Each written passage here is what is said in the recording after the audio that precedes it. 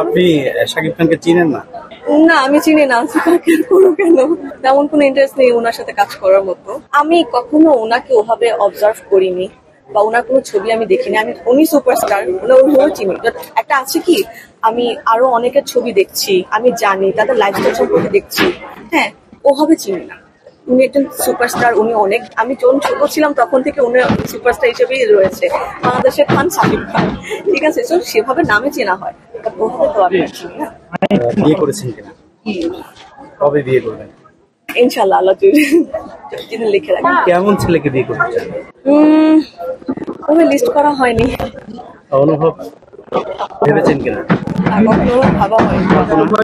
কল্পনা আমার বাবা যেরকম একজন সৎ মানুষ, আমি চাই আমার কত টাকা আর্ন থাকতে হবে একটা ছেলেকে আপনাকে বিয়ে করতে? Matter is be honest. কোন জেলার ছেলেকে বিয়ে করতে চান? আমি ময়মনসিংহের, তো আমি যাবো ময়মনসিংহের ছেলে হলে বেটার হয়। অনেকে তো বরিশালের ছেলেকে পছন্দ করে। বরিশালের আমার কিছু ফ্রেন্ডস আছে, আমার varsity friend, they are very sweet. তো হ্যাঁ, নো প্রবলেম। যদি কখনো সুযোগ নোয়াখালীর ছেলে এবং নোয়াখালীরও ফ্রেন্ড আছে, বরিশালেরও ফ্রেন্ড আছে, এখন যদি আমি দুটাতে কম্পেয়ার করতে যাই আমার ফ্রেন্ডের মাঝখানে ক্ল্যাশ হয়ে যাবে।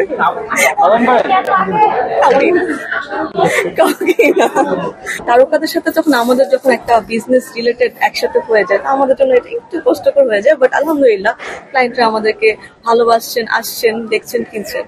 নিজস্ব ডিজাইন করি, বাংলাদেশের ম্যাটেরিয়ালের উপর আমরা বাংলাদেশে প্রিন্ট করে এন্ড দেন হচ্ছে আমরা স্টিচ করি।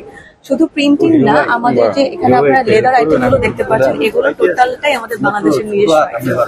তো আমরা প্রথমত অনলাইন বেজ আছি জারিয়াস, আর আমাদের আউটলেটটা হচ্ছে বনানী চেয়ারম্যান বাড়ি, 2 নম্বর রোড, ব্লক এল। অনেকেই ব্যবসা শুরু করে, আসলে সূচনাটা আপনার কেমন ছিল যদি একটু বলতেন?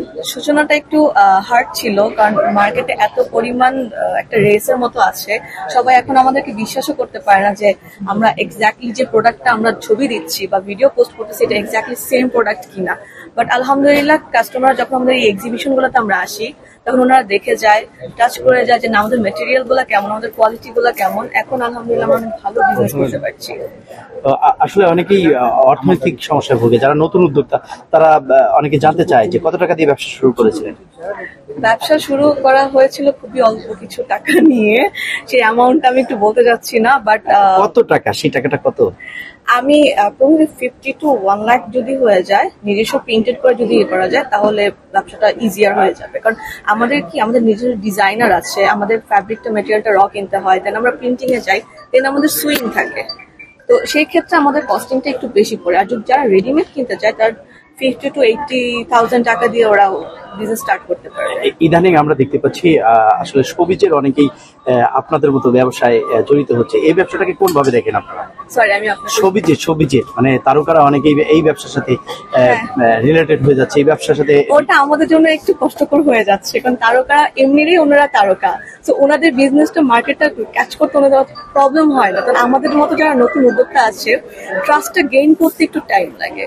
তো তারকাদের সাথে যখন একটা বিজনেস রিলেটেড একসাথে হয়ে যায়, আমাদের জন্য এটা একটু কষ্টকর হয়ে যায়, বাট আলহামদুলিল্লাহ ক্লায়েন্টরা আমাদেরকে ভালোবাসছেন, আসছেন, দেখছেন, কিনছেন। আপু শুরু যখন করেছিলেন, শুরুর ইনকামটা কত ছিল আপনার? ওটা আমার এটা অলমোস্ট 12 বছর, তো ওটা এখনো বলতে পারছি না আমি কেমন কতটুকু ছিল। আমি বেসিক্যালি এটার ডিজাইনারটা আমার এটার ওনার ছিল আরেকজন, তো উনি এখানে আসে না, তো ওটা এত ডিটেলস আমি বলতে পারছি না। আমি জাস্ট ডিজাইনার হিয়ার।